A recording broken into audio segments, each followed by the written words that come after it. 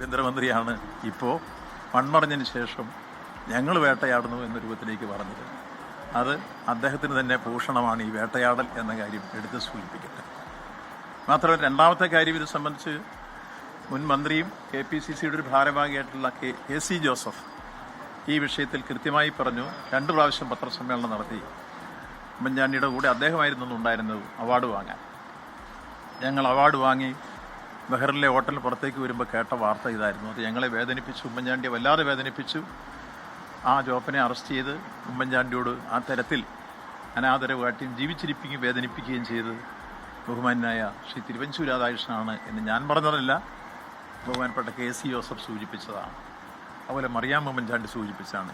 ഈ യാഥാർത്ഥ്യങ്ങളെല്ലാം നിലനിൽക്കുമ്പോൾ അദ്ദേഹത്തെ മരണാനന്തരം CPM അല്ലെ ഭൂരിപക്ഷം വേട്ടയാടുന്നു എന്ന രൂപത്തിലുള്ള ആക്ഷേപങ്ങൾ ഉന്നയിക്കുന്നത് തികച്ചും അടിസ്ഥാനരഹിതമായി കാര്യങ്ങൾ മനസ്സിലാക്കുക. അദ്ദേഹത്തെ പോലുള്ള പരിണതപ്രജ്ഞനായ ഒരു മുമ്പ് ഭരണാധികാരിയായിരുന്നു, ഇപ്പോൾ MLA ആയിരിക്കുന്നയാൾ കാര്യങ്ങൾ എന്താണെന്ന് പരിശോധിച്ചിട്ട് വേണ്ടേ അത്തരം കാര്യങ്ങളെക്കുറിച്ച് അഭിപ്രായം പറയാം. ഈ കാര്യത്തിൽ ഇടതുപക്ഷ ജനാധിപത്യ മുന്നണിക്കോ CPMനോ ഈ കാര്യത്തിൽ യാതൊരു പങ്കുമില്ലെന്ന് മാത്രമല്ല, ആരാണോ ആ കൃത്യം ചെയ്തത് കൃത്യമായി അന്വേഷിച്ച് നിയമദൃഷ്ടിയിൽ കൊണ്ടുവരണം എന്നാവശ്യപ്പെടുകയാണ് പാർട്ടി സെക്രട്ടറി ഇന്നലെ തന്നെ ചെയ്തിട്ടുള്ളത്. അദ്ദേഹം ഇപ്പോഴും അതിൻ്റെ ബാക്കി കാര്യങ്ങൾ പറയും. അത് ഇന്ന് വീണ്ടും ആ സ്റ്റേറ്റ്മെൻറ്റ് വന്നതുകൊണ്ടാണ് വീണ്ടും മീഡിയയോട് ഈ കാര്യം കൃത്യമായി വിശദീകരിക്കണം എന്ന കാര്യം ആലോചിച്ചിട്ടുള്ളത്. അതുകൊണ്ട് ഞങ്ങളാരുമല്ല ഉമ്മൻചാണ്ടിയെ വേട്ടയാടിയിട്ടുള്ളത്. വേട്ടയാടിയത് കൃത്യമായി ഈ പറഞ്ഞ ആളുകളൊക്കെ തന്നെയാണ് എന്ന് അവരും തന്നെ സാക്ഷ്യപ്പെടുത്തുകയാണ്. ഞങ്ങളാരും പറയുന്നില്ല. ബഹുമാനപ്പെട്ട ഉമ്മൻചാണ്ടിയുടെ സഹധർമ്മിണി മറിയാമ്മ ഉമ്മൻചാണ്ടിയും അതേപോലെ തന്നെ KC ജോസഫും ഈ കാര്യം പച്ചയായി പറഞ്ഞിട്ടുള്ളതാണ്. അത് തിരിച്ചറിയുന്നത് നന്നായിരിക്കും എന്നതാണ് ഓർമ്മിപ്പിക്കാനുള്ളത്. കൂടുതൽ കാര്യങ്ങളൊന്നും അത് പറഞ്ഞ് മറ്റു രൂപങ്ങളിലേക്ക് പോകാൻ ആഗ്രഹിക്കുന്നില്ല. ഞാൻ കണ്ടില്ല, കണ്ടിട്ട് പറയാം. അതായത് ഇത്തിരി വ്യത്യാസം വന്നല്ലോ ബജൻസിനുള്ളത് ഒരു കർഷക സംഭവിച്ചതാണ് എന്നുള്ളതാണ്. ഞാൻ എന്താ നോക്കിയിട്ട് പറയാം. അത് ഇത് പറയാൻ വേണ്ടി അങ്ങോട്ട് വിളിച്ചത്. അപ്പോൾ മറ്റു രൂപത്തിലേക്ക് പറയാം. ഇത് ഞാൻ മറ്റേതെന്താണെന്ന് നോക്കിയിട്ട് ഞാൻ പരിശോധിച്ചിട്ട് പറയാം. ഇപ്പോൾ ഈ കാര്യത്തെ സംബന്ധിച്ചോളം ഈ സൂചിപ്പിച്ചത് വസ്തുതാവിരുദ്ധമാണ്.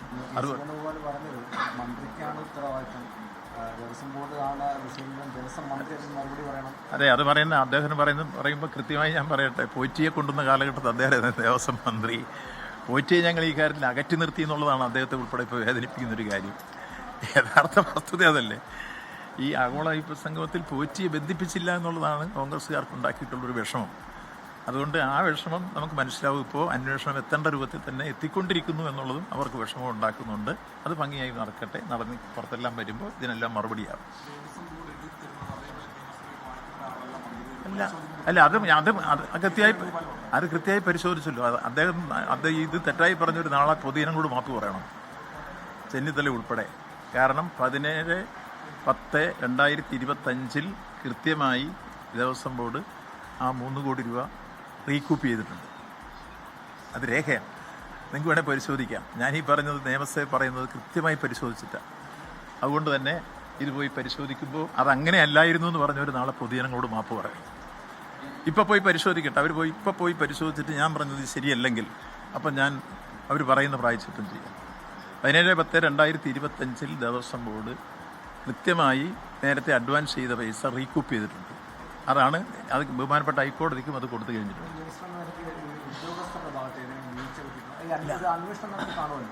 അല്ല, ഈ വിഷയം നമുക്ക് നിങ്ങൾ മനസ്സിലാക്കേണ്ടത് 950 ഹിന്ദു റിലീജിയസ് ആക്ട് പ്രകാരം ദേവസ്വം ബോർഡ് സ്വയംഭരണാവകാശമുള്ള സ്ഥാപനമാണ്. അതിലെ ഏതെങ്കിലും ഡേ ടു ഡേ ബിസിനസ്സിലോ സാമ്പത്തിക കാര്യത്തിലോ മറ്റേതെങ്കിലും ക്രയവിക്രയത്തിലോ ഭരണാധികാരികൾ കിടക്കാൻ അവകാശമില്ല. കമ്മിറ്റി പങ്കെടുക്കാനുള്ള അവകാശമില്ല. നിയമപരമായി അനുവദിക്കുന്നില്ല. അവരാണ് എല്ലാ കാര്യങ്ങളും ഈ കാര്യങ്ങൾ കൈകാര്യം ചെയ്യുന്നത്. അവരുടെ പ്ലാറ്റിനം ജൂബിലി ആഘോഷം കണക്ക് കൈകാര്യം ചെയ്തവർ മറ്റു കാര്യങ്ങൾ. അതുകൊണ്ടാണ് അവരുടെ വിശദീകരണം വരുന്നത്. പിന്നെ നിയമസഭയിൽ ചോദ്യം ചോദിക്കുമ്പോൾ അവർക്കൊന്നും പറയാൻ പറ്റാത്തതുകൊണ്ട് വകുപ്പ് മന്ത്രി ഏൽപ്പിക്കും.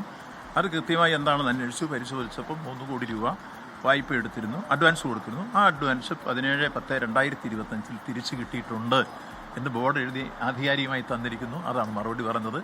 അതില്ല എന്ന് നിഷേധിച്ച് വർത്തമാനം പറഞ്ഞവരൊക്കെ നാളെ പൊതുജനങ്ങളോട് മാപ്പ് പറയണം. കാരണം ഇത് കോടതിയിലും രേഖപ്പെടുത്തിയിട്ടുണ്ട്, കോഡിലുമുണ്ട്. നിങ്ങൾക്കും പോയി പരിശോധിക്കാവുന്നതാണ്. ഇതിനൊരു കൺഫ്യൂഷനും ഇല്ല. ഈ കാര്യം ഞങ്ങൾ നേരത്തെ പറഞ്ഞല്ലോ, ഇപ്പം പോറ്റിയെ കയറ്റിയവർക്കാണ് ഈ വിഷയങ്ങളൊന്നും പോറ്റിയെ ബന്ധപ്പെടാതെ നടത്തിയപ്പോൾ ഉണ്ടായ വിഷമം.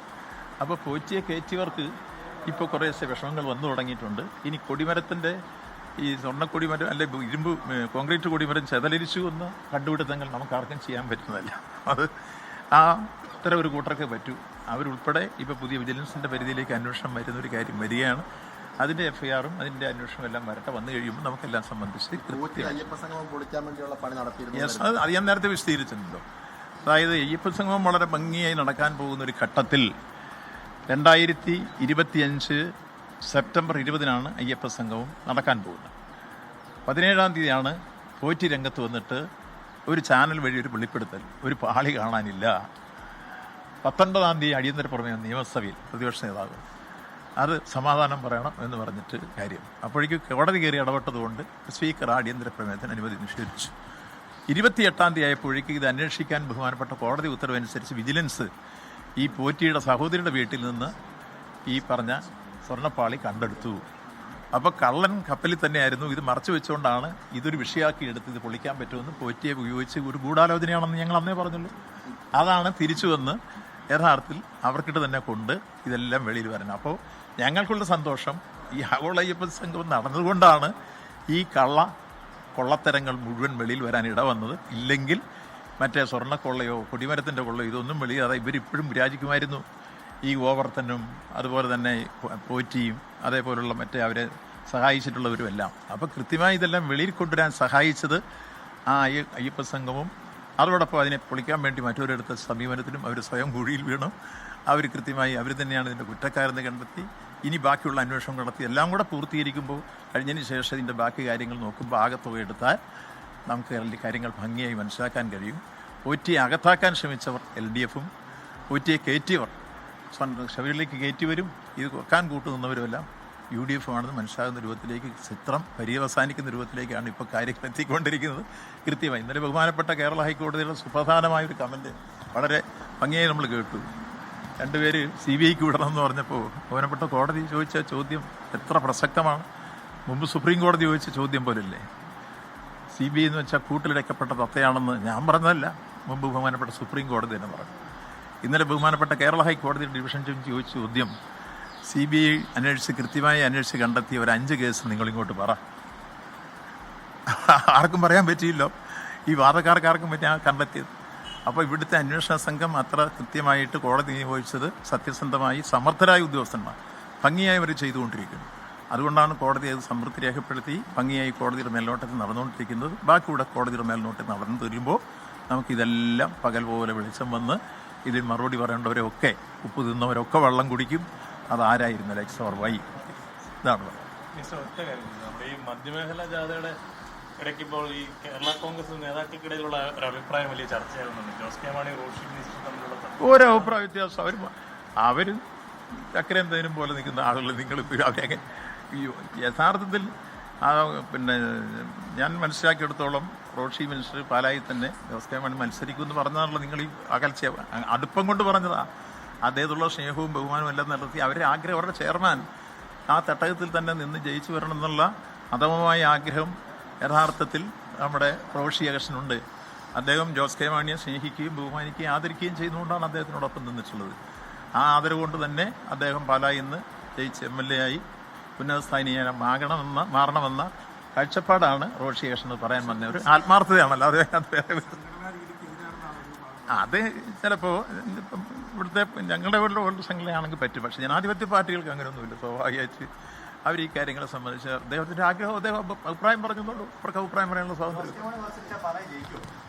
സംശയം തന്നെ. ഇപ്പോഴത്തെ ഒരു ട്രെൻഡിൽ ജോസ് കെ മാണി വലിയ ഭൂരിപക്ഷത്തിൽ ജയിക്കാൻ ആവശ്യമായ എല്ലാ തരത്തിലുള്ള പശ്ചാത്തല സൗകര്യം ഒരുങ്ങി വന്നിരിക്കുന്നു. നിങ്ങൾ അവിടുത്തെ മന്ത്രി VN വാസവൻ പ്രധാനമായും ശബരിമല സ്വർണ്ണക്കൊള്ളയുമായി ബന്ധപ്പെട്ട കാര്യങ്ങളിലാണ് അദ്ദേഹം പ്രതികരണം നടത്തിയത്. ആഗോള അയ്യപ്പ സംഗമത്തിൽ പോറ്റിയെ തങ്ങൾ അകറ്റി നിർത്തുകയാണ് ചെയ്തത്. താൻ സഭയിൽ ഉന്നയിച്ച കാര്യങ്ങൾ സത്യമാണ്, കണക്ക് കോടതിയിൽ എത്തിച്ചിട്ടുണ്ട്. ഇതുമായി ബന്ധപ്പെട്ട് രമേശ് ചെന്നിത്തല തെറ്റിദ്ധരിപ്പിക്കാനാണ് ശ്രമിച്ചത്. അദ്ദേഹം മാപ്പ് പറയണം എന്നുൾപ്പെടെയുള്ള കാര്യങ്ങളാണ് ഇപ്പോൾ VN വാസവൻ മാധ്യമങ്ങളോട് പങ്കുവച്ച പ്രധാനമായ കാര്യം.